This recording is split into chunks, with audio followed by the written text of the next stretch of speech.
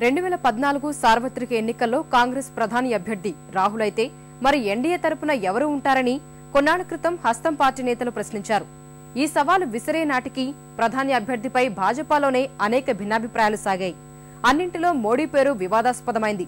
కొందరు ఆయనకు మద్దతిస్తే మరికొందరు వ్యతిరేకించారు. గుజరాత్లో మోడీ మూడోసారి విజయం సాధిస్తే తిరుగుండదన్న విశ్లేషణను నిజం చేస్తూ ఇప్పుడు అందరూ ప్రధాని అభ్యర్థికి ఆయనే సరైన వ్యక్తిని స్పష్టం చేస్తున్నారు. సోనియా కనుసన్నల్లో కొనసాగుతున్న కాంగ్రెస్ లో రాహుల్ కు తిరుగేలేదు. మోడీ ప్రస్థానం మాత్రం ఇందుకు భిన్నంగా సాగింది.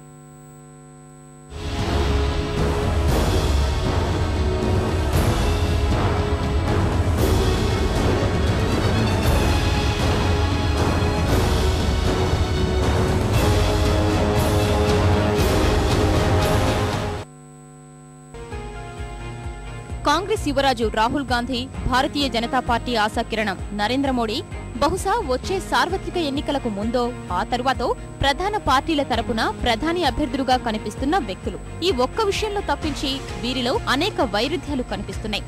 జననం, పెరిగిన క్రమం, రాజకీయ నేతలుగా ఎదిగిన తీరు అన్నీ విభిన్నంగానే సాగాయి. గాంధీ నెహ్రూ కుటుంబం వారసుడిగా రాహుల్ గాంధీ 3 పదుల వయసులోనే కాంగ్రెస్ భవిష్యత్ నేతగా గుర్తింపు సాధించారు. మోడీ జీవితం ఇందుకు విరుద్ధం. ఓ సామాన్య మధ్యతరగతి కుటుంబంలో జన్మించిన ఆయన చాయ్ అమ్ముకునే పిల్లాడి నుంచి గుజరాత్ ముఖ్యమంత్రిగా ఎదిగారు. భాజపాలో కొనసాగుతున్న ప్రధాని అభ్యర్థి చర్చలో ముందు వరుసలో నిలబడ్డారు. ఆర్ఎస్ఎస్ ప్రచారకగా దేశ విదేశాలు పర్యటించిన మోడీకి రాహుల్ వయసు నాటికే భారతదేశ స్థితిగతులపై చక్కని అవగాహన ఉండగా 2004లో రాజకీయాల్లోకొచ్చిన రాహుల్ గాంధీలో స్పష్టత మచ్చుకైనా కనిపించదు. భారతదేశ పేదరికం, ఆర్థిక వ్యవస్థ, విదేశాంగ విధానాలపై రాహుల్ వైఖరేంటో కనీసం కాంగ్రెస్ కార్యకర్తలకైనా తెలియదు. బంగ్లాదేశ్ ఆవిర్భావం మా ఘనతేనంటూ అభాసు పాలయ్యారు. కార్గిల్ యుద్ధంలో ఎన్డీఏకి కాంగ్రెస్ మద్దతిచ్చింది కానీ ఎఫ్డీఐలపై యూపీఏకి భాజపా ఎందుకు మద్దతివ్వదన్న రాహుల్ రాజకీయ పరిజ్ఞానం విపక్షాలకు కొత్త అస్త్రాన్నిచ్చింది. కానీ మోడీ తీరే వేరు. ఎన్నికల సమయంలో సర్క్రిక్ వివాదాన్ని రాజేసి జాతీయ భావజాలాన్ని తట్టిలేపి లబ్ధి పొందారు. మోడీ ముఖ్యమంత్రి బాధ్యతలు స్వీకరించిన కొన్నాళ్లకే అక్షరధాంపై తీవ్రవాదులు దాడి చేశారు. 2001 తరువాత మరో దాడి ఆ గడ్డపై జరగలేదు. గుజరాత్, పాకిస్తాన్ సరిహద్దు రాష్ట్రమైన ఉగ్రవాదుల ఆటలు సాగడం లేదంటే మోడీ తీసుకున్న చర్యలే కారణం. 2011లో ముంబైపై తీవ్రవాదులు దాడి చేసిన తరువాత రోజు రాహుల్ ప్రకటన ఇందుకు భిన్నంగా ఉంది.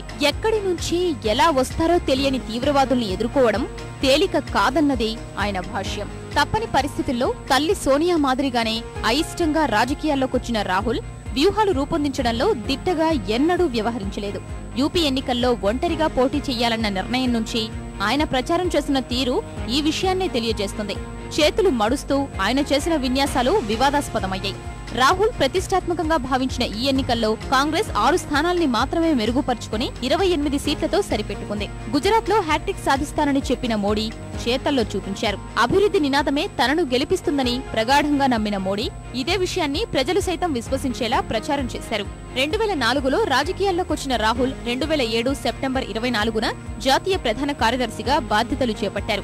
యూత్ కాంగ్రెస్ ఎన్ఎస్యుఐకి పెద్ద దిక్కు ఆయనే. కానీ ఇప్పటికీ రాహుల్ ముద్ర కనిపించలేదు. ఈ 2 విభాగాల్లో ఎన్నికలంటూ హడావిడి చేశారు. 1987లో భాజపాలో చేరిన మోడీ ఒక్కో మెట్టు ఎదుగుతూ వచ్చారు. 1995లో జాతీయ కార్యదర్శి, 3 ఏళ్లకు ప్రధాన కార్యదర్శి అయ్యారు.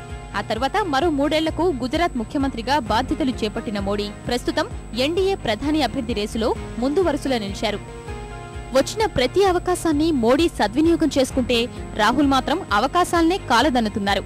రాహుల్ అంగీకరిస్తే ఇప్పటికిప్పుడు ప్రధాని కాగలరు. లేదంటే కేబినెట్ మంత్రి, పార్టీ అధ్యక్ష బాధ్యతలు ఆయన దరికొస్తాయి. కానీ అనుభవం కావాలని 8 ఏళ్లుగా దూరంగానే ఉన్నారు. రాహుల్ టీం అంటూ ముద్ర వేసుకున్న నేతలు కూడా విజయం సాధిస్తున్నా ఆయన ఓ నాయకుడిగా నిరూపించుకునేందుకు ఇప్పటికీ వెనకడుగు వేస్తూనే ఉన్నారు. 2011 మే 11న ఉత్తరప్రదేశ్ భట్టా పార్సుల్లో భూసేకరణపై నిరసన వ్యక్తం చేసిన రాహుల్ అరెస్ట్ అయ్యారు. కాంగ్రెస్ అధికారంలో ఉన్న ఆంధ్రప్రదేశ్ లో పచ్చని వ్యవసాయ భూముల్ని ప్రైవేట్ పరం చేస్తున్నా రాహుల్ ఎందుకు పట్టించుకోలేదన్న ఈ రాష్ట్ర విపక్షాల ప్రశ్నకు ఆయన ఇంతవరకు సమాధానమే చెప్పలేకపోయారు. మోడీకి సవాల్ విసిరితే అందుకు ఆయన నుంచి వచ్చే ప్రతి సవాల్ని విపక్షాలు ఎదుర్కోవాల్సిందే. గుజరాత్ లో అభివృద్ధి చాటున అవినీతి జరిగిందని సోనియా ప్రశ్నిస్తే అక్రమాలు చేయడానికి తనకు అల్లుడు లేడన్నది మోడీ సమాధానం. ఇలాంటి ధీటైన జవాబులు రాహుల్ చెప్పిన జాడ కనిపించలేదు. 8 ఏళ్లుగా ఎంపీగా కొనసాగుతున్న రాహుల్ పార్లమెంట్లో ఎన్నిసార్లు మాట్లాడారో వేళ్లపై లెక్కపెట్టొచ్చు. కాంగ్రెస్ ఎదుర్కొంటున్న సవాళ్లను అధిగమించేందుకు రాహుల్ సరికొత్త సిద్ధాంతం రూపొందించారని ఆ పార్టీ నేతలు చెబుతుంటారు. ఆ సిద్ధాంతం ఏమిటో, వాటిని ఎప్పటికీ ఆచరణలో పెడతారో ఇప్పటికీ తెలియదు. ఇలాంటి అస్పష్టతల వల్లే రాహుల్ కంటే ప్రియాంకనే ప్రభావం చూపగలరనే ప్రచారం సాగుతోంది. ప్రధాని అభ్యర్థి బరిలో ఆర్థిక మంత్రి చిదంబరం పేరు వినిపించింది. మోడీ విషయంలో మాత్రం హిందుత్వ ముద్ర వల్ల తొలుత ఎదురైన వ్యతిరేకత ఆయన సాధిస్తున్న విజయాలతో సమసిపోతోంది. ప్రధాని అభ్యర్థిగా క్రమంగా మద్దతు లభిస్తోంది.